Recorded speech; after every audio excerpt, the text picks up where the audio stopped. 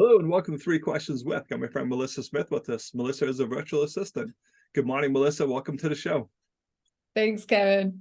So, Melissa, I need you to help me solve something because one of the things that as entrepreneurs, we want to hire a virtual assistant.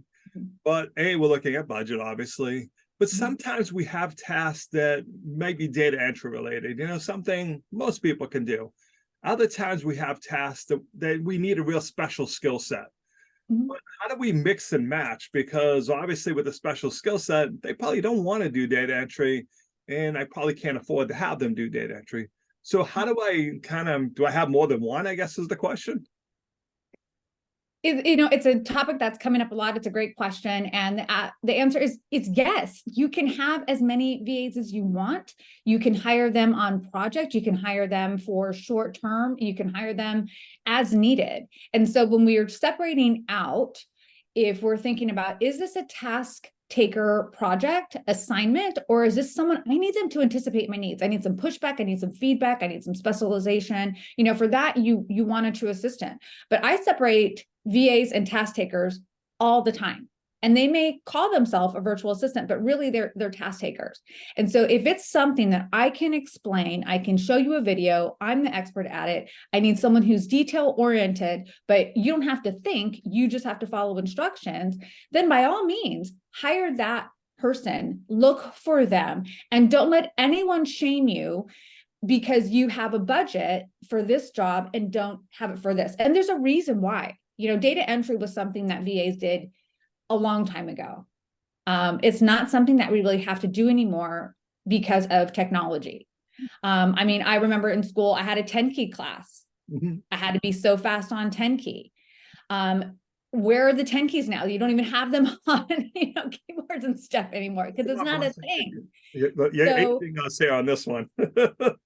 Yeah. So, absolutely do it. And then when you're doing that, just look for that person, look for them. I myself, I have VAs all the time. And you know what I needed the other day? I needed my journal cover to be fixed. Amazon kept on giving me a message and I'm like, oh my gosh, this error message is so frustrating. Yep. And what did I do? I went to Fiverr.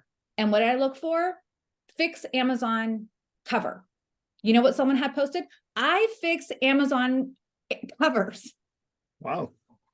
$7.38. So it was like $5 for the thing. And then there's like a $2.38 processing fee or whatever. No shame in that whatsoever. I got it done. I got it uploaded. We're done here. Makes perfect sense. Did I pay that for the whole process and everything to be going? No, I needed someone who could take my vision and turn it into something that was tangible.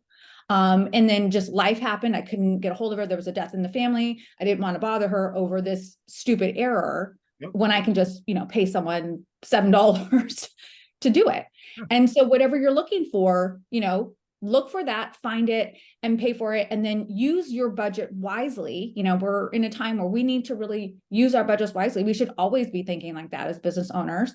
And then use that for the things you're like, I really need this other thing. I really need someone who can take my vision to work with my clients, to anticipate my needs, to onboard my new people, to create process and systems for me that are seamless. And I had a call just the other day, and it was from a doctor, and he's like, hey, I'm using virtual assistants all the time. Can you tell me how I can use them better? And I want to hire more, and I want to make sure I'm getting the most out of this. And he paid me $100 for 15 minutes. And he said, you know what? This was so great. I didn't feel rushed. I got all the information I needed, and I'm going to save thousands of dollars moving forward because he didn't even realize what could be offered to him based on what he has with this process already. I said, just go back to them. Yep. Like, let's negotiate with this. Let's come up with a plan. Let's start training your own people. Let's promote your people within. And let's also identify people who you're already working with that don't want to be promoted. We don't want to take a person who's a rock star at their job and put them in a place where they're like, hey, I just wanted to do this for forever. Right. Yeah. But yeah, absolutely. You can absolutely have more than one type of VA. You can outsource for projects. You can outsource for ongoing. I like to think of it like an accountant, like accountants are gearing up. They're going to start sending out their year-end stuff. They're going to start saying, hey, get ready for me. And they're going to bring more people on board. And then after tax season, Those people are gonna, go off and do whatever they do until next tax season. Makes sense. One other thing you mentioned that a lot of people forget about is you can hire virtual assistants for certain projects. Sometimes we think, oh, we hire Melissa, we have to have her on staff for 5-10 hours a week. So if you just have a project, hey, Melissa, I just need you to do this, it's over.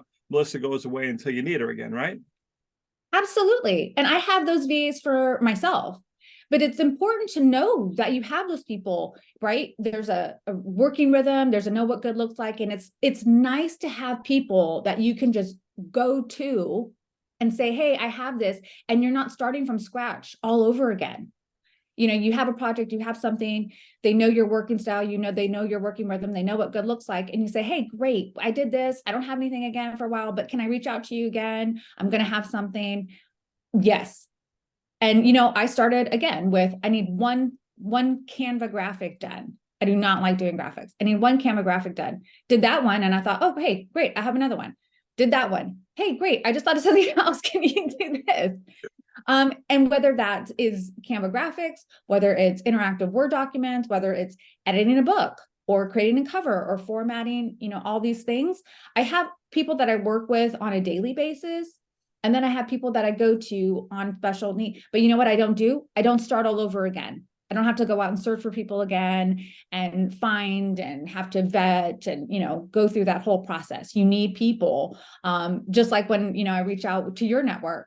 And I know that I can on you. That's what it's all about. All right. So one last question, because you just gave it to me. So you mentioned editing a book. Now that is a skill set. That's a specific skill set. Yes. How do I know that the person advertising their services actually has that skill set? Well, you're going to want to look for their proof, right? So I often say to people, tell me that you do the thing without telling me how you do the thing, right? Yep. And so it's kind of a little bit, they're like, what are you talking about, right? When people ask me, oh, you work with authors? I have a stack of books on my shelf, and I say, here, I have my own books included in that. Yep. Pretty much done. When I go to look for someone, I'm looking for things like, here's my latest works. Here are the people that I've worked with. Here's the projects that I have. Here are my editing skills. So there's all kinds of rules for editing. I don't have all of them down, but there's like this style or Chicago style or, whatever.